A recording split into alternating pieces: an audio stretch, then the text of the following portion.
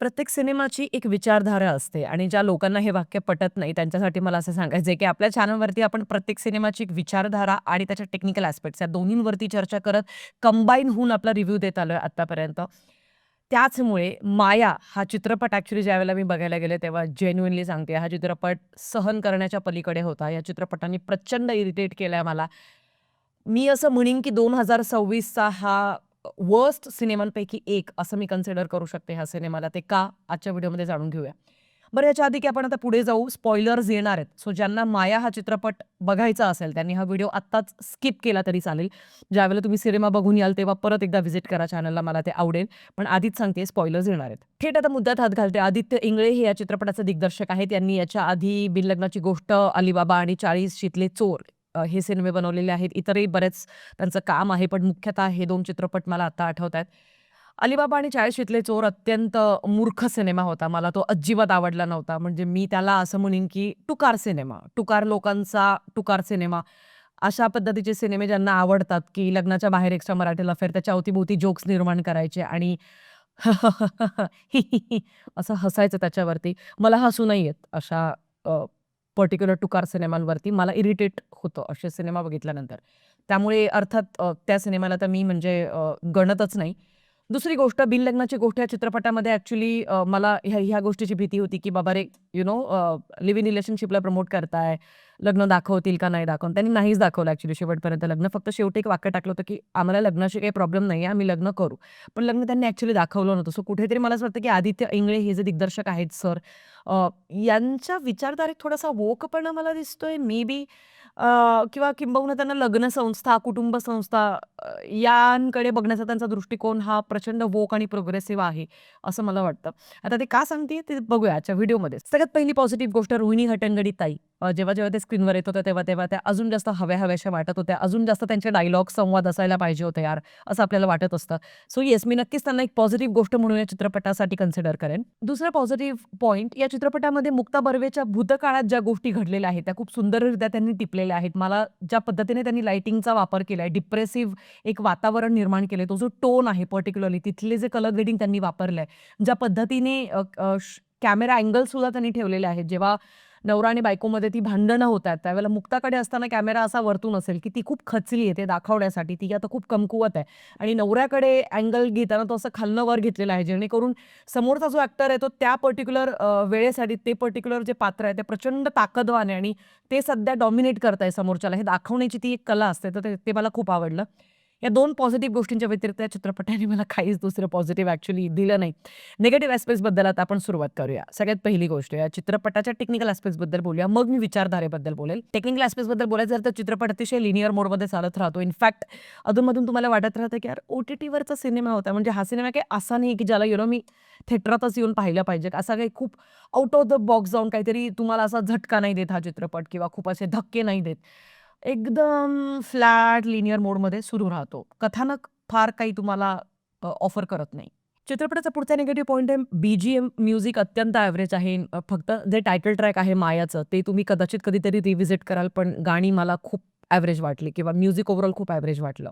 पुढचा negative point आहे चित्रपटाची जी मुख्य प्रोटॅगनिस्ट आहे म्हणजे मुक्ता बर्वे जी आहे बेसिकली, तर ती एक फिजिओथेरपिस्ट आहे आणि ते कन्व्हिन्सिंगच नाही होत, ते एस्टॅब्लिशच नाही होत. फिजिओथेरपिस्ट कशा पद्धतीने काम करतात किंवा ती तिचं आयुष्याचं सगळं शेड्यूल कसं जगते हे दाखवण्यासाठी त्यांनी फक्त एक टायटल ट्रॅकमध्ये 2-4 मॉन्टाजेस टाकले, की एका पेशंटचा पाय वर होतोय, ती खाली करते आणि मला ना ऑलरेडी माझ्या आयुष्यात फिजिओथेरपिस्ट जे आहेत 1 ते 2 लोकं त्यांना मी फार जवळून बघत असते. त्याच्यामुळे मला माहिती आहे त्यांचं एक्झॅक्टली काम कशा पद्धतीने चालतं. पण तसं काही कन्व्हिन्सिंग मला इथे चित्रपटाने नाही ऑफर केलं.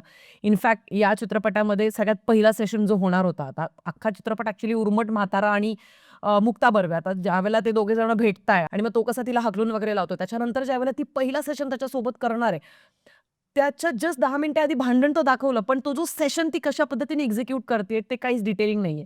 इथे कुठेतरी मला असं वाटलं, की ते कॅरेक्टरसाठीचं जे प्रिपरेशन असतं ते कदाचित नसेल केलेलं त्यांनी किंवा काय माहीत नाही. पण अख्ख्या चित्रपटामध्ये फक्त ते जसा फिजिकल ट्रेनर आपल्याला 1, 2 come on you can do it. Come on let's let's let's go for it. असं नाही होत फिजिओथेरपी आणि ते खूप कन्व्हिन्सिंग आपण दाखवू शकलो असतो. ते नाही वाटत. Just because I like Mukta Barve that doesn't mean की मी तिच्या कुठच्याही चित्रपटाला डोक्यावर घेऊन नाचेल. मला ती आवडते. पण या चित्रपटामध्ये ज्यावेळेला तो एक ट्विस्ट येतो, जो ट्विस्ट अतिशय अनप्रेडिक्टेबल होता आणि तो ट्विस्ट का टाकला असा प्रश्न आपल्याला विचारावासा वाटतो लेखकाला. कारण तो ट्विस्ट असा आहे की सिद्धार्थ चांदेकर आणि गिरीश ओक आता हे 2 वडील आणि मुलाची जोडी आहे, बरोबर? दोघे जण वेगवेगळ्या घरांमध्ये राहतात आणि मुक्ता बर्वेला ॲक्चुअली सिद्धार्थ चांदेकर हा आवडायला लागतो. तिच्यापेक्षा तो एक 5-6 वर्षांनी लहान असेल. कारण त्याला पण 12-14 वर्षांची मुलगी आहे म्हटल्यानंतर जर का आपण गणित केलं, तर त्यावरनं मी तो अंदाज बांधतेय. तर सिद्धार्थ चांदेकर हा जो आहे तिला तो आवडायला लागतो आणि सडनली तिला खूप छान राहावंसं वाटतं, त्याच्या अवतीभोवती राहावंसं वाटतं, त्याला फोन करावासा वाटतं, यासाठी गोष्टी दाखवल्या जातात. सायमल्टेनियसली दुसरा असा सबप्लॉट सुरू आहे की ती त्याच्याच वडिलांना ज्यावेळेला फिजिओथेरपी द्यायला जाते, त्यावेळेला ती चक्क गिरीश ओक यांच्या प्रेमात पडते. हो, जे आता 70मध्ये आहेत. आणि हे खूप किळसवाणं लव्ह ट्रायंगल आहे, जे अजिबात नाही झेपलं म्हणजे मला. आणि ते का दाखवलं तसं ते पण नाही कळलं. बरं असो. याच्यानंतर ॲक्चुअली म्हणजे एक जस्टिफिकेशन असं देण्याचा प्रयत्न केलाय, की तिचा बेसिकली नवऱ्यासोबत भांडण होतं. तिचा गर्भाशय काढला जातो. कारण काही फिजिकल कॉम्प्लिकेशन्समुळे आणि त्याच्यानंतर तिचा नवरा अगदीच तिला टाळायला लागतो, तिला इग्नोर करायला लागतो आणि मग त्यांचा डिव्होर्स होतो. त्याच्यानंतर कुठलाच मुलामध्ये ती इंटरेस्टेड राहत नाही. मग तेवढ्यात सिद्धार्थ चांदेकर सोबत तिच्या ज्या फीलिंग्ज यायला लागतात, सायमल्टेनियसली तिला लगेच गिरीश ओक यांच्यासाठी पण फीलिंग्ज यायला लागतात आणि ते खूप भयानक होतं आणि यार म्हणजे आय जस्ट कुड नॉट डायजेस्ट इट. तो ट्विस्ट ॲक्चुअली नाही आवडला म्हणजे मला. सो काही वेळापूर्वी ती सिद्धार्थ चांदेकरसाठी फीलिंग्ज तिला येत होत्या आणि तो आता तिला प्रपोज करतोय, लग्नाची मागणी घालतोय. पण ती त्याला नाही म्हणत गिरीश ओक यांच्याकडे जाऊन त्यांना आय लव्ह यू म्हणतीये. होय. आणि गिरीश ओक तिला असं सांगतात, की "अरे, म्हणजे आपल्याला लग्न नाही करायला, मला ते कंट्रोल नाही आवडत एकमेकांना ते बांधून ठेवणं" आणि अगेन त्या लग्न संस्था आणि त्या गोष्टींबद्दल बोललं गेलंय. बट ऑल्दो तो अख्खा ट्विस्ट ॲक्चुअली इतका अनप्रेडिक्टेबल असतो, की तुम्हाला असं वाटतं, की काय म्हणजे हे? आणि माझ्या आजूबाजूला ॲक्चुअली 2 ते 3 जोड्या आल्या होत्या. त्या लिटरली अशा तो ट्विस्ट आला त्याच्यानंतर 5-10 मिनिटांनी अशा उठून गेल्या वेगवेगळ्या वेळाच्या अंतरात. लूला वॉशरूमला नाही, तर एक्झिट घेतली त्याने डायरेक्ट. आणि ज्या मुली आलेल्या होत्या म्हणजे I am not kidding. Gen Z वयोगटातल्या मुली आलेल्या होत्या 4-5 आणि त्या लिटरली तो ट्विस्ट ज्यावेळेला येतो आणि ती ज्यावेळेला म्हणते आय लव्ह यू महेश म्हणजे गिरीश ओकला, त्यावेळेला काय यार, काय करते यार? असा मचक-मचक आवाज त्याचा चालू झाला होता. सो ते खूप झेपलाच नाही तो ट्विस्ट ॲक्चुअली आणि काहीच गरज नव्हती. हा सिनेमा ॲक्चुअली लंडनमध्ये जाऊन शूट करायचा. हा सिनेमा तुम्ही आरामात भारतामध्ये शूट करू शकले असते.